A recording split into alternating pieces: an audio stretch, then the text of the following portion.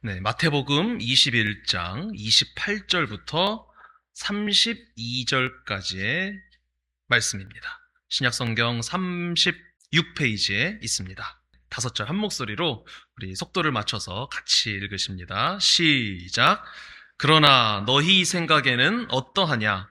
어떤 사람에게 두 아들이 있는데 맏아들에게 가서 이르되 예, 오늘 포도원에 가서 일하라 하니 대답하여 이르되 아버지 가겠나이다 하더니 가지 아니하고 둘째 아들에게 가서 또 그와 같이 말하니 대답하여 이르되 실소이다 하였다가 그 후에 뉘우치고 갔으니 그들 중에 누가 아버지의 뜻대로 하였느냐 이르되 둘째 아들이니이다.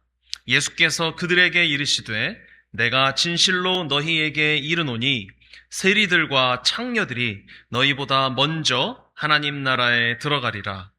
요한이 의의 도로 너희에게 왔거늘 너희는 그를 믿지 아니하였으되 세리와 창녀는 믿었으며 너희는 이것을 보고도 끝내 뉘우쳐 믿지 아니하였도다. 아멘. 네, 오늘은 비유 9번째 시간입니다. 수요일 저녁에는 2주 만에 다시 말씀을 이렇게 나누죠.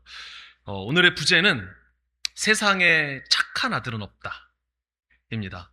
혹시 뭔가 이렇게 떠오르는 제목 있으신가요? 있지 않으세요? 예, TV 프로그램 중에 세상에 나쁜 개는 없다 라는 프로그램이 있습니다. 예, 강형욱 훈련사라는 분이 나와가지고 속된 말로 망나니 개들을 훈련시키는 내용이죠.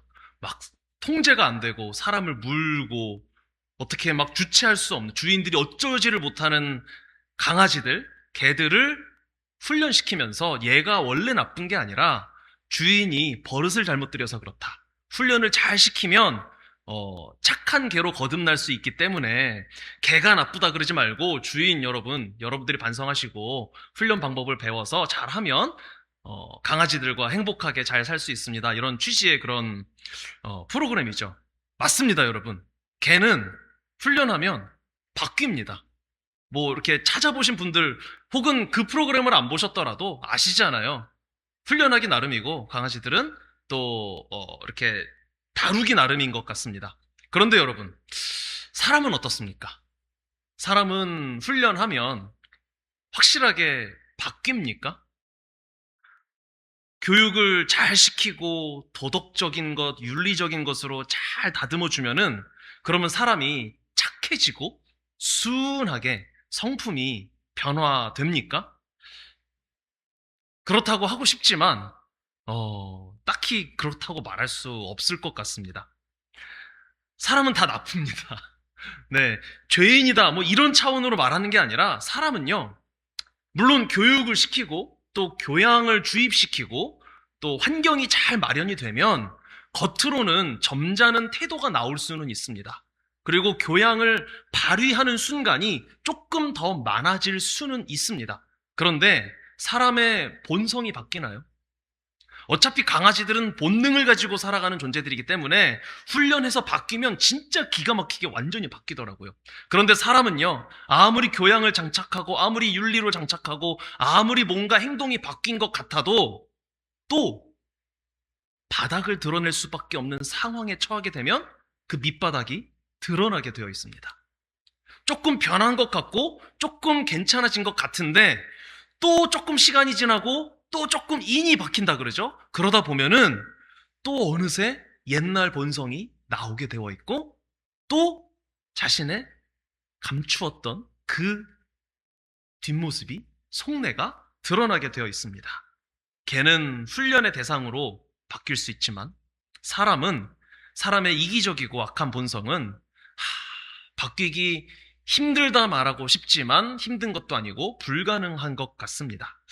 그래서 오늘 설교의 부제가 그래서 이제 주제는 그거죠. 주 제목은 이거죠. 두 아들 비유. 이 비유의 내용이 두 아들 비유입니다. 그런데 부제는 세상에 착한 아들은 없다입니다. 오늘 예수님이 들려주시는 이 비유에는 이 비유 제목처럼 아들 두 명이 등장하고요. 아버지가 등장합니다. 그런데 결론부터 말씀드리면 이 두 아들 중에 누가 착한 아들일까요? 했을 때 착한 아들은 없습니다. 과격한 표현일 수 있겠지만 둘 다 불량품이고요. 둘 다 나쁜 아들들입니다. 둘째 아들이 착한 줄 아셨죠? 예, 그것을 이제 살펴보려고 합니다. 인간은 스스로의 훈련과 결단으로는 착한 아들이 될 수 없습니다. 그래서 우리에게는 예수님의 십자가 은혜가 무조건적으로 필요한 것입니다. 십자가 은혜 없이는 착한 아들이 될 수 없는 저와 여러분의 이 실체가 오늘 말씀 속에서 다시 한번 드러나고 하나님 앞에서 십자가 앞에서 엎드릴 수 있는 저와 여러분들이 되시기를 간절히 원합니다. 이 비유를 제대로 이해하려면 다른 비유들과 마찬가지로 예수님께서 이 비유 말씀을 하시게 된 배경을 이해해야 됩니다. 누구에게 이 말씀을 하셨고 왜 이 말씀을 하게 되셨는지 그 부분이죠. 예수님이 예루살렘에 입성하셨습니다. 이 고난주간에 살펴봤던 그 사실 내용에 포함되어 있을 수 있는 부분인데요. 우리는 여기는 건너뛰었었죠. 성전에 들어가서 월요일에 뭐 하셨죠? 장사하는 자들의, 환전하는 자들의 상을 뒤엎으셨습니다. 그래서 월요일을 우리가 심판의 월요일이라고 했고요. 그리고 다음 날인 논쟁의 화요일에는 그 성전에 다시 가셔서 이제는 가르치기 시작하시는데 그 모습을 본 대제사장들과 바리새인들은 예수님이 당연히 미웠겠죠. 그래서 논쟁의 화요일 나간 이유가 이 바리새인들과 대제사장들이 예수님께 와가지고 따지는 겁니다. 네가 무슨 권위로 이것을 하느냐? 자, 오늘 본문의 23절 말씀인데요. 같이 한번 읽어보시겠습니다. 23절입니다. 시작.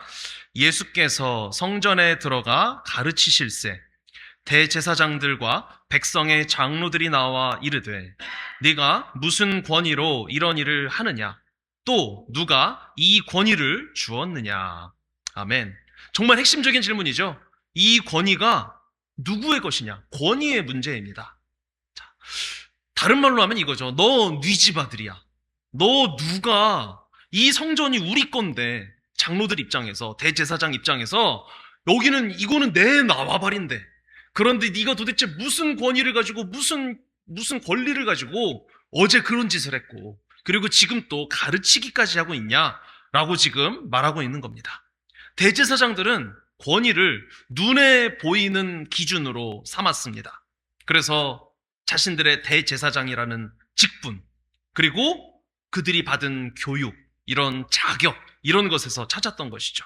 자기들은 합법적인 제사장 가문에 속해 있기 때문에 정당한 권리가 있다는 것입니다. 반면에 예수님은 사실 이 사람들이 이해가 전혀 안 되는 건 아니에요. 왜냐하면 지금으로 치면은 신학 공부도 안 하고 어디서 왔는지도 모르고 근본도 모르는 사람이 와가지고 막 내가 메시아다 그러면서 가르치는 거거든요. 물론 지금하고 비교하면 안 되는 게 지금은 우리에게 이미 예수님이 오신 이후이기 때문에 질서가 잡힌 상황이고요. 그 당시에는 그런 게 없었기 때문에 이 대제사장들 입장에서는 우리가 받는 그런 충격을 받았겠지만 진짜 은혜를 입은 자들은 이분이 구원자이시라는 것을 믿음으로 알고 따르게 될 수 있었겠죠. 그래서 사실 지금이 더 편한 세상이기는 합니다. 어쨌든 그들의 눈에는 예수님이 족보도 없는 것 같아요. 단지 시골 출신의 목수 아들이면서 조금 똑똑한 것 같고 말은 잘하는 것 같은데 괜히 그런 거 가지고 자신들이 원래 가지고 있었던 기득권, 권력, 권위에 도전하는 것 같고 질서를 흐트리는 것 같으니까 마음에 안 들었던 것이죠. 그런데 이때 네가 무슨 권위로 이렇게 하느냐라는 그들의 질문에 대해서 예수님이 직접 대답을 하지는 않으십니다. 그리고 세례 요한의 권위가 하늘로부터냐 사람으로부터냐라고 하는 빼도 박도 못하는 질문을 해버리시죠. 그래서 사람으로부터 왔다고 하면은 백성들이 들고 일어날 것 같고요. 하늘로부터 왔다라고 하면은 세례 요한이 세례를 줘서 공식적으로 메시아라는 임명을 받은 예수님에 대해서 인정하는 꼴이 되어버리기 때문에 이들은 대답할 수 없는 이런 상황에 되어버립니다. 그래서 그들의 입을 다무시고요. 그 다음에 예수님이 곧 이어서 하신 말씀이 바로 오늘 이 두 아들의 비유 말씀입니다. 자, 예수님은 이 비유를 통해서 진짜 권위가 무엇인지를 알려주십니다. 그리고 이 권위가 누구에게 속해 있으며 권위를 인정하는 사람은 어떠한 모습을 갖게 되는지를 알려주십니다. 하나님 나라의 권위는 내가 가진 직분이나 내가 가지고 있는 종교적인 어떤 질서 껍데기에 있지 않다. 내 인생의 주인이 누구인가? 내가 진짜 하나님의 권위 아래 엎드려 있는가? 주님은 이 질문을 스스로에게 하게 만드시고요. 대제사장들로 하여금, 그리고 저와 여러분에게 그런 질문을 하면서 답하면서 회개할 수밖에 없는 길로 저와 여러분을 인도하고 계시는 줄 믿습니다. 자, 이제 이 비유 속으로 한번 들어가 보시겠습니다. 어떤 아버지에게 두 아들이 있습니다. 첫째 아들, 둘째 아들 이렇게 있는데, 먼저 맏아들, 첫째 아들에게 가서 말합니다. 예, 오늘 포도원에 가서 일 좀 해라. 그렇게 말씀을 하시니까 첫째 아들이 어떻게 대답합니까? 29절에 나오죠? 대답하여 이르되 아버지 가겠나이다 하더니 가지 아니하고. 자, 대답은 기가 막히게 잘했습니다. 곧바로 예스 대답합니다. 예, 아버지 가겠습니다. 이게 헬라어 원문을 보면은 진짜 멋있고 예의 바르고 진짜 이것보다 더 좋은 대답이 없는 극존칭의 표현입니다. 헬라어로 하면은 에고 귀리에라고 하는데요. 혹시 들어본 단어들 아니세요? 예수님이 에고 에이미라고 말씀하셨다는 얘기 들어보셨죠? 나는 무엇이다, 나는 무엇이다. I am이에요, 에고가. 그리고 귀리에, 큐리오스, Lord라는 뜻입니다. 주님. 지금 아들이 아빠한테 아빠 저 갈게요가 아니라 주님 저 갑니다 라고 말하고 있는 거예요. 진행형으로 대답을 해버립니다. 자, 입으로는 아버지를 아버지뿐만 아니라 주님이라고 불렀습니다. 극 존칭을 사용했습니다. 그리고 그렇게 아버지의 권위를 완벽하게 인정하는 모습을 보이는 호칭과 함께 제가 갑니다 라고 아주 호기롭게 대답을 한 거예요. 아주 멋있게 대답한 겁니다. 이 첫째 아들이 상징하는 자들이 누굴까요? 바로 예수님께 권위 논쟁을 지금 붙이고 있는 대제사장들 그리고 바리새인들입니다. 그들은 입으로는 하나님을 주여 주여 불렀습니다. 성경에 기록되어 있는 율법들 뿐만 아니라 자신들이 임의로 정한 수많은 규칙들을 보란듯이 누가 뭐래도 흠잡을 데 없이 다 지키고 있는 정말 예 아버지, 예 주님, 제가 순종합니다. 제가 하겠습니다 라고 하는 그런 모습을 가지고 살아가는 사람들이었습니다. 예배도 잘 드렸고 11조도 빠짐없이 냈고 구제도 했고요. 예배 시간마다 아멘 아멘 하면서 대답은 너무너무 잘하는 종교적인 형태를 잘 갖추고 있는 그런 사람들이었습니다. 겉으로 보기에는 아버지 권위에 완벽하게 순종하고 있는 것 같았죠. 그런데 실상은 어떻습니까? 예수님의 평가에 따르면 속이 시커먼 것입니다. 그들은 하나님의 말씀을 듣고 대답은 했는데 자신들이 말하는 것과 같이 그 진짜 말의 내용인 본질을 행하면서 살지 않았습니다. 포도원에 가겠습니다 했는데 가지 않았다는 거죠. 지금 당장 떠날 것처럼 말했는데 내일 떠날게요도 아닙니다. 저 갑니다 했는데 안 간 겁니다. 입으로는 아버지를 주님이라고 불렀지만 실제 자신의 주님은 누구였던 겁니까? 자기 자신이었던 겁니다. 내가 내 인생의 권위자가 되어서 내가 내 인생의 모든 권리를 다 가지고 내 삶을 살고 있었던 것입니다. 신앙생활조차도 자기의 체면을 위해서, 자기의 의의를 위해서, 그것들을 자랑하기 위해서 나 자신에게 만족감을 주고 내 생각에 이 정도면 됐겠지 하는 내가 판단의 주체가 되어 내 배를 불리기 위한 그런 신앙생활을 하고 있는 것입니다. 겉으로는 하나님을 잘 섬기는 것 같죠. 하지만 실상은 철저하게 자기 자신을 숭배하고 있는 것입니다. 혹시 저와 여러분 우리의 신앙생활의 모습이 그렇지는 않나요? 예배는 잘 드리고요, 기도하려고 하고요, 큐티하려고 하고요, 또 찬양 듣고 부르고 예배 드리는 모습은 아주 멋있습니다.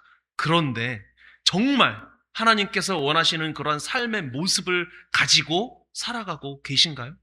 여러분의 행동뿐만 아니라 여러분의 속마음이 정말 주님께만 집중하고 있고 주님만 바라보고 있고 주님이 원하시는 말과 생각과 행위와 모든 것들로 우리의 삶이 다 가득 차 있나요? 자, 거룩한 종교적인 언어로 포장된 불순종. 지금 주님께서는 지금 이 첫째 아들의 가증스러운 기만을 날카롭게 고발하고 계시는 중입니다. 자, 이번에는 둘째 아들로 넘어갑니다. 둘째 아들에게 똑같이 말씀합니다. 포도원에 가서 일하라. 그랬더니 둘째 아들의 반응 30절인데요. 제가 읽습니다. 둘째 아들에게 가서 또 그와 같이 말하니 대답하여 이르되 실소이다 하였다가 그 후에 뉘우치고 갔으니. 아멘. 자, 둘째는 첫 출발이 아주 불량하죠. 불량합니다. 대놓고 반항합니다. 싫어요! 내 마음대로 할 겁니다! 자, 그러고서 아버지의 권위를 완전히 무시합니다. 그리고 이 둘째 아들이 누구냐면 31절에 말씀하시듯이 세리와 창녀들입니다. 공식적으로 타락한 사람들, 대놓고 죄 짓는 사람들. 어쩌면 회심하기 전의 모습이라고 말할 수도 있겠죠. 죄를 짓고 살던 패역한 자들입니다. 그들은 하나님의 권위를 대놓고 부정하고 하나님이 원하시는 것과 같은 방향의 행동을 하려는 신용도 안 하고요. 대답도 안 합니다. 처음부터 그냥 패역한 모습을 보입니다. 그런데 대반전이 일어나죠. 하나님께 대놓고 싫어요 해놓고서 얼마간 시간이 흘렀는지 모르겠는데 갑자기 그 후에 뉘우치고 갔다라고 말합니다. 자, 여기서 뉘우치고라는 단어 잠시 주목하면 헬라어로는 메타멜로마이라는 단어인데 이게 굉장히 좋은 단어예요. 그냥 내가 좀 잘못한 것 같다, 좀 생각을 바꿔볼까 하는 그런 게 아니라 진짜 회개하는 겁니다.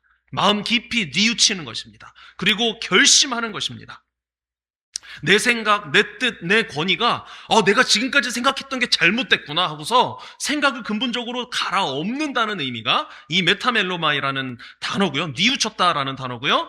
그렇기 때문에 이 맥락상 이 세리와 창기들은, 그리고 이 둘째 아들은 자신의 생각을 지금 완전히 바꾼 겁니다. 그리고 자신의 삶의 주도권이 대놓고 자신에게 있었는데 이제는 그것을 아버지께로 넘겨드리면서 완벽하게 항복을 한 것이죠. 내가 내 인생의 주인인 줄 알았는데, 내가 내 마음대로 살 권리가 있는 줄 알았는데 그게 아니라는 것을 깨달았습니다. 내 인생의 진짜 권위자는 우리 아버지이십니다. 이렇게 자아를 꺾고 아버지의 권위 아래로 기어 들어갔습니다. 그래서 포도원으로 터덜터덜 걸어갔겠죠. 자, 예수님께서 무리에게 물으십니다. 이 둘 중에 누가 아버지의 뜻대로 했느냐? 거기에 대해서 사람들의 대답, 그리고 여러분의 대답은 무엇입니까? 둘째 아들이죠. 여기서 잠깐 맥락에서 벗어나지만 한 가지만 말씀드리자면 영어 성경을 보시면 첫째 아들과 둘째 아들의 위치가 바뀌어 있습니다. 네. 한영 성경 보시는 분들은 거꾸로 돼서 이상하다 하실 거예요. 한글 성경은 첫째 아들은 예 한 다음에 안 갔고요. 둘째 아들이 싫어요 그러고 갔어요. 근데 영어 성경은 첫째 아들이 싫어요 그러고 안 갔고요. 둘째 아들이 네 그러고 안 갔어요. 이 이유는 사실 지금 말씀드릴 수는 없어요. 예, 신학적인 이유가 있는데 이거는 완전히 다른 주제이기 때문에. 그러나 전체 교훈에는 아무 상관이 없어요. 첫째냐 둘째냐. 그리고 뒷부분에 이제 우리 한글로 봤을 때는 둘째 아들이 더 착한 아들이다라는 대답이 나오잖아요. 그렇죠? 아버지 뜻대로 한 아들이 둘째 아들이다 나오잖아요. 영어 성경에서는 이게 뒤바뀌어 있으니까 이 둘째도 아니고 첫째로 바뀌어 있어요. 대답도. 그러니까 결론은 똑같습니다. 둘 중에 하나를 고르자면 첫째든 둘째든 처음에는 싫다고 했지만 뉘우치고 결국 순종한 아들이 더 아버지의 뜻을 행한 자다라는 결론은 똑같습니다. 자, 한영이 다른 거는 너무 궁금하시면 제가 끝나고 알려드릴게요. 그런데 자, 지금 넘어가겠습니다. 자, 첫째는 지금 한글 기준입니다. 첫째는 말만 번지르르하고 순종하지 않는 위선자였습니다. 종교인이었습니다. 그리고 둘째는 대놓고 아버지 가슴에 대못을 쾅쾅 박으면서 반항했던 패역한 놈이었습니다. 자, 이것이 우리의 현실이라는 것을 우선은 받아들여야 합니다. 세상에 착한 개는 있어도 착한 아들은 없다. 이 사실이 계속 여러분의 머릿속에, 우리의 생각 속에 지금 있으면 좋겠습니다. 저와 여러분 안에는 내 마음대로 하고 싶다면서 대드는 둘째 반항심 당연히 있죠. 그렇죠. 그런데 믿는 척, 순종하는 척 하면서도 결국에는 내 이익을 챙기려고 하는 첫째 아들의 모습, 이 위선적인 모습이 있습니까? 없습니까? 있습니다. 우리는 첫째 아들입니까? 둘째 아들입니까? 둘 중에 하나를 선택할 수가 없습니다. 두 아들의 모습이 다 있는 것이 저와 여러분, 우리의 현실입니다.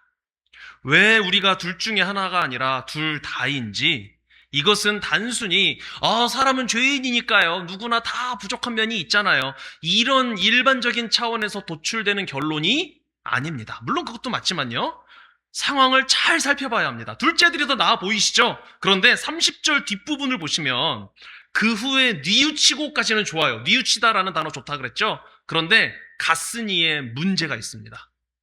어디로 갔나요? 안 나와 있어요. 소름 끼치지 않으십니까?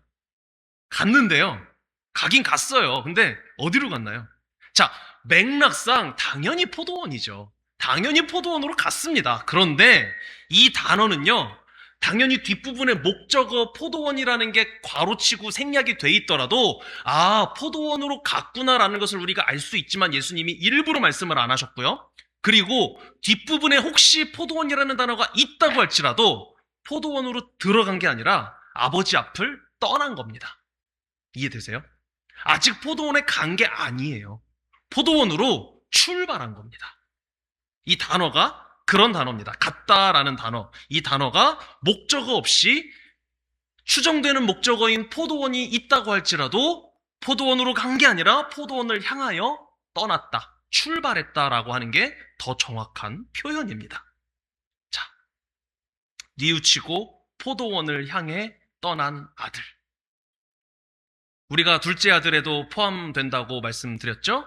자, 여러분, 은혜 받고서요, 아멘! 아버지가 원하시는 그 포도원을 향해 출발! 수도 없이 하지 않으셨나요? 그리고 정말 포도원으로 가셨나요? 매번? 포도원에 갔다고 치죠. 포도원에 가면은 왜 갔습니까? 지금 아버지가 왜 가라고 하셨나요? 가서 일하라 그러셨잖아요.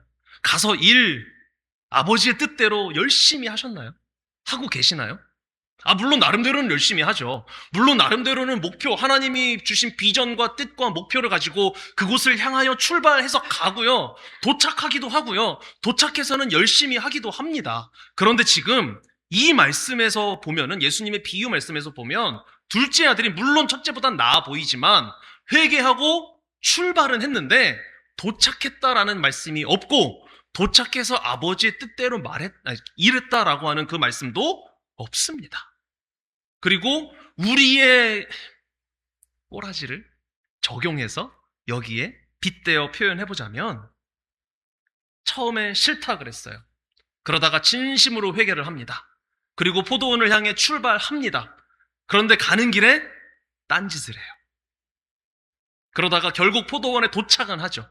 도착해서 들어가는데 일을 하죠. 일을 합니다. 그런데 일만 하나요? 아버지의 뜻에 온전히 합당하게 일만 하다가도 또 한눈을 팝니다.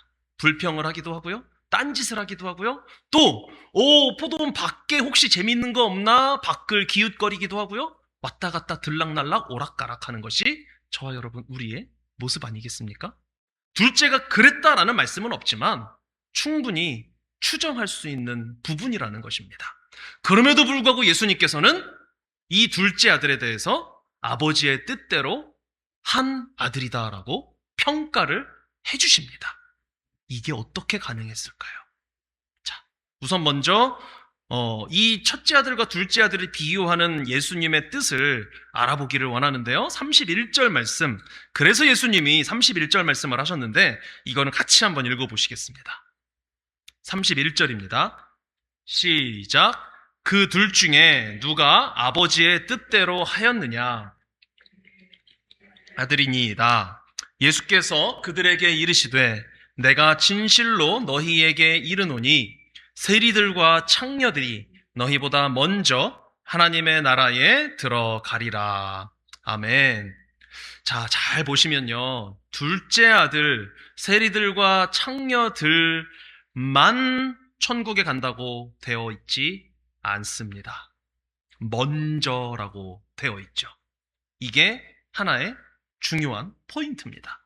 둘째 아들이 먼저 하나님 나라에 가니까, 그러면 첫째 아들은 순서상 어떻게 되는 거죠? 못 가는 게 아니라 나중에 간다라는 의미입니다. 순서를 지금 정하고 계세요. 이거는 실제로 너희들 세례와 창녀가 먼저 천국 가고 니들 바리새인들이 나중에 천국 갈 거야. 이렇게 문자적으로 이해할 것은 아니고요.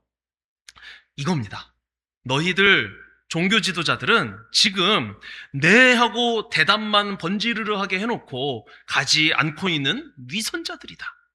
그러니 대놓고 아니요라고 반항만 하다가 가슴을 치고 뉘우치며 포도원으로 향하는 저 세리와 창녀들의 그 처절한 회개의 길을 이제라도 보고 깨달아서 니들이 네 하고 안 간 자들이 아니라 처음부터 노 하고 안 간 저들과 똑같은 자들이라는 사실을 깨달으라는 것입니다.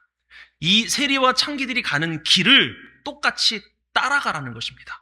뒤따라가라는 것입니다. 먼저 갔다, 나중에 갔다, 이것이 이렇게 표현되어야 하는 것이죠. 우리는 늘 첫째 아들과 둘째 아들의 모습 사이를 오가면서 막 비틀거립니다. 입으로는 주여 주여 하면서 내 마음대로 살고 때로는 싫습니다 라고 반항하다가 겨우 회개해놓고 돌아서서 또 죄를 짓습니다.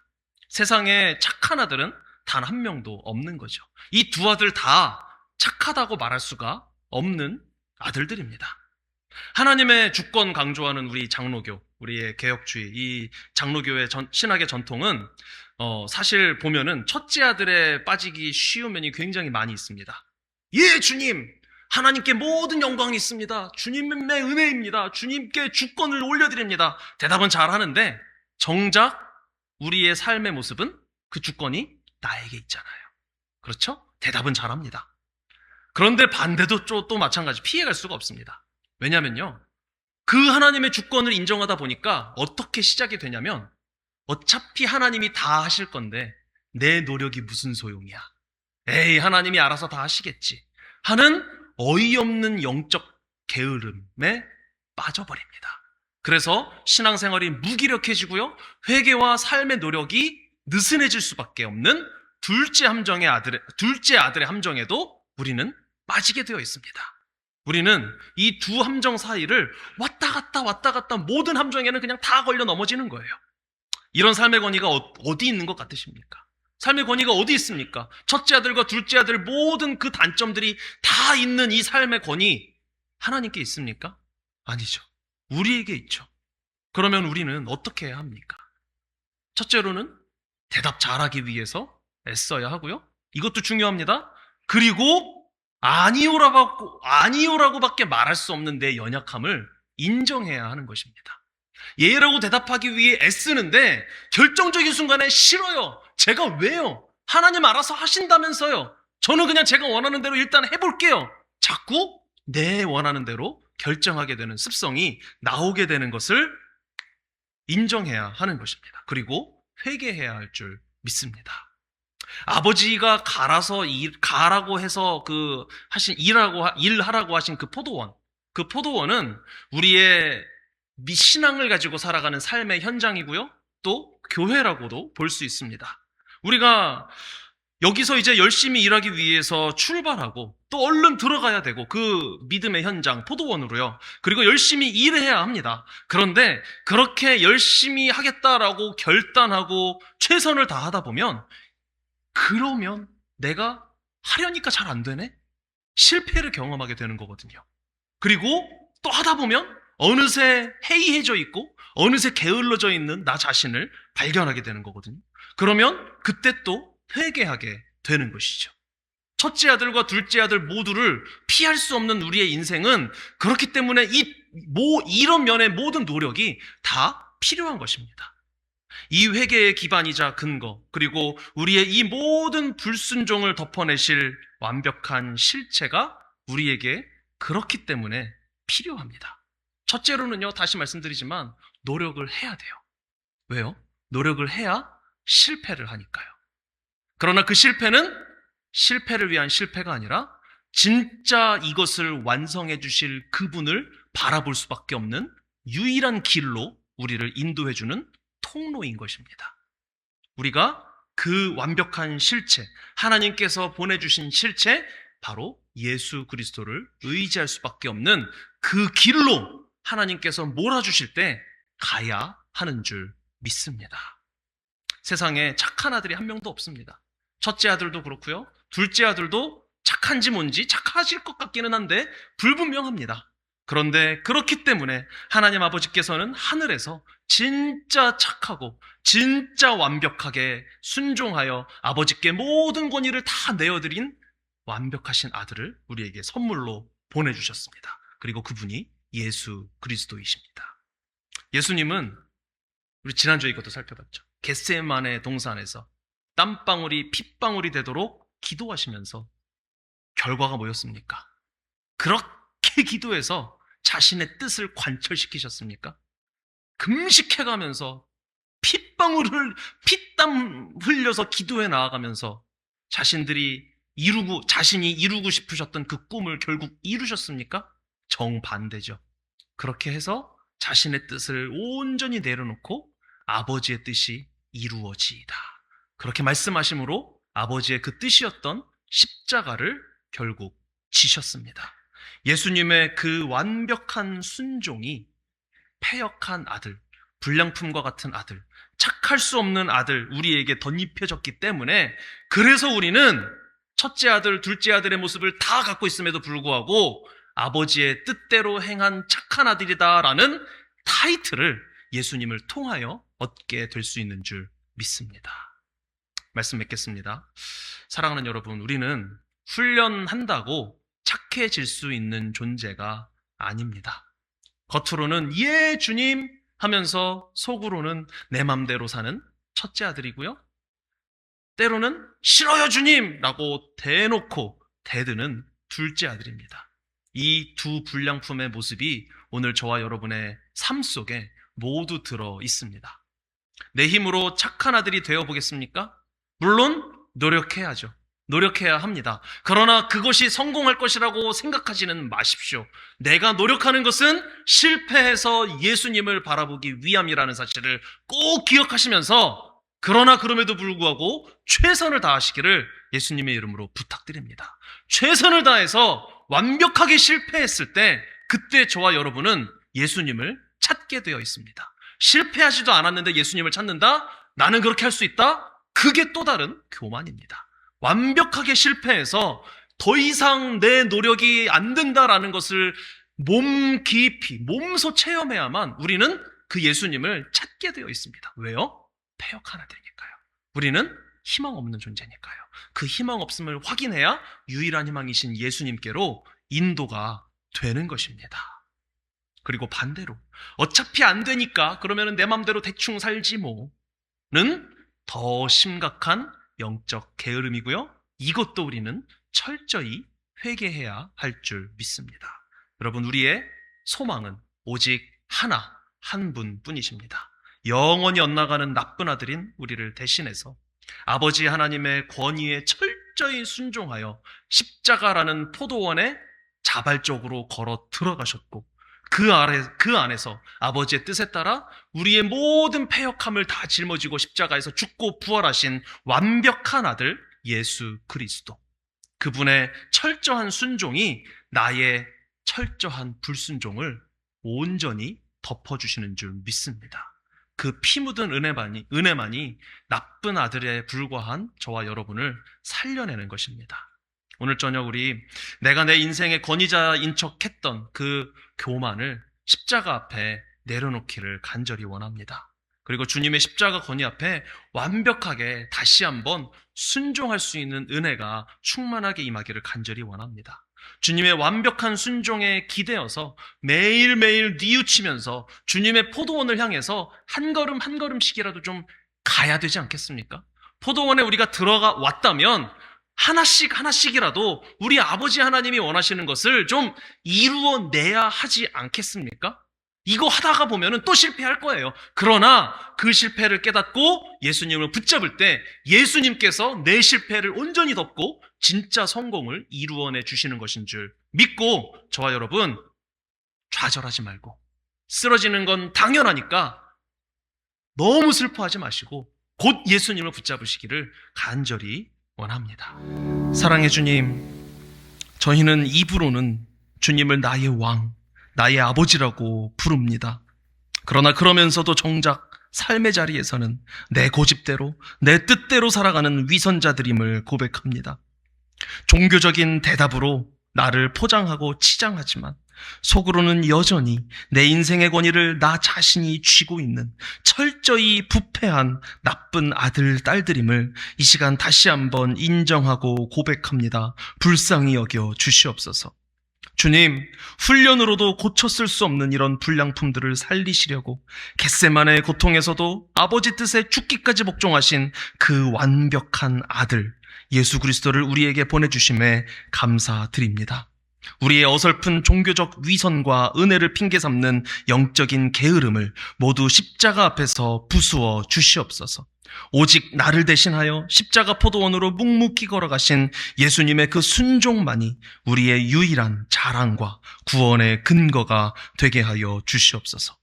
이제는 껍데기뿐인 대답을 멈추기 위하여 노력하는 저희들 되게 하시고, 날마다 내 자아를 꺾어 주님의 권위 앞에 납작 엎드려 뉘우치기 위하여 최선을 다하는 저희들 되게 하여 주시옵소서. 그러나 주님, 이것 또한 실패할 것입니다. 그래서 주님의 은혜가 필요합니다. 불가능한 나를 살리신 그 십자가 은혜에 감화되어 날마다 주님의 다스림 안에서 참된 안식을 누리며 살아가는, 십자가를 품고 살아가는 우리 모든 가족들 되게 하여 주시옵소서. 나쁜 아들을 구원하려고 십자가에서 온전한 순종의 제물이 되어 그 착함을 우리에게 전가시켜 주신 우리의 유일한 구원자 예수님의 이름으로 기도드립니다. 아멘. 여호와는 내게 복을 주시고 너를 지키시기를 원하며, 여호와는 그의 얼굴을 내게 비추사 은혜 베푸시기를 원하며, 여호와는 그 얼굴을 내게로 향하여 드사 평강 주시기를 원하노라. 우리 주 예수 그리스도의 은혜와 아버지 하나님의 놀라우신 사랑과 보혜사 성령님의 인도하심이 이제는 껍데기뿐인 대답과 영적인 게으름을 모두 벗어던지고 나를 대신하여 십자가에서 온전히 순종하신 예수 그리스도의 그 완벽한 의로움만을 굳게 붙들기로 다짐하는 모든 하나님의 자녀들, 예배자들 머리 위에, 그들의 가정과 직장, 사업장, 학업 위에, 우리 조국 대한민국과 삶의 터전 캐나다 위에, 주님의 몸 되신 다운스비교회 위에 지금부터 영원토록 함께 있을지어다. 아멘.